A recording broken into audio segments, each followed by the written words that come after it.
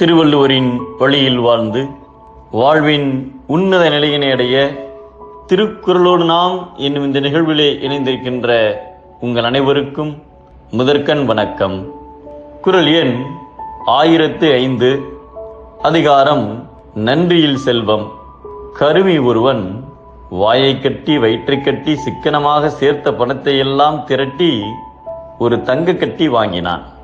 தங்க கட்டியை வீட்டில் வைத்திருந்தால் களவு போய்விடும் என நினைத்து அதை தன் தோட்டத்தில் ஒரு குழியை தோண்டி புதைத்து வைத்தான்.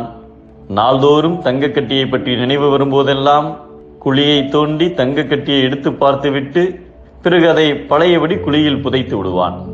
இதை ஒரு நாள் அவனுடைய வேலைக்காரர்களில் ஒருவன் ரகசியமாக பார்த்து விட்டான். ஒரு சமயம் கருமி வெளியூர் சென்றிருந்த நேரத்தில் அந்த வேலைக்காரன் தங்க கட்டியை தோண்டி எடுத்துக்கொண்டு ஊரை விட்டே ஓடிவிட்டான். வெளியூரிலிருந்து திரும்பி வந்த கருமி தங்க கட்டியை பார்க்க ஆவலோடு தோண்டினான். அதில் தங்க கட்டி இல்லாததைக் கண்டு அதிர்ச்சி அடைந்தான். வாயிலும் வயிற்றிலும் அடித்துக்கொண்டு ஐயோ, என் தங்கம் பறிபோய்விட்டதே என்று அழுதான். அவனுடைய அழுகுரல் ஓசை கேட்டு அக்கம் பக்கத்தினர் திரண்டனர். அவர்களில் ஒருவர் என்ன நடந்தது என்று கேட்டார். நான் பாடுபட்டு சேர்த்த பணத்தை கொண்டு ஒரு தங்க கட்டி வாங்கி தோட்டத்தில் புதைத்து வைத்திருந்தேன், அதை காணவில்லையே என்று கதறி அழுதான். அந்த கூட்டத்தில் இருந்த முதியவர் ஒருவர் கருமியிடம், தம்பி, நீ எதற்காக இவ்வளவு வருத்தப்பட வேண்டும்? தங்க கட்டி என்று நினைத்து கொண்டு ஒரு செங்கல்லை புதைத்து வை. நாள்தோறும் அந்த செங்கல்லை தோண்டி எடுத்து பார்த்துவிட்டு வைத்துவிடு. உன்னை பொறுத்த மட்டில் செங்கலும் தங்க கட்டியும் ஒன்றுதான்.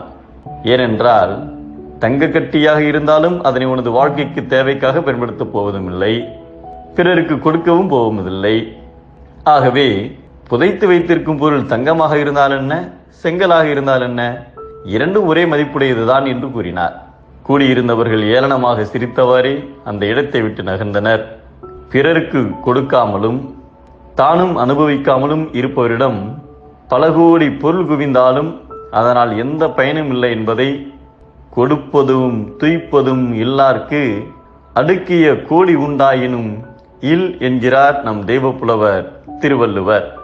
பயன்படாத செல்வம் வீண், பயன்படுகின்ற செல்வமே தூண்.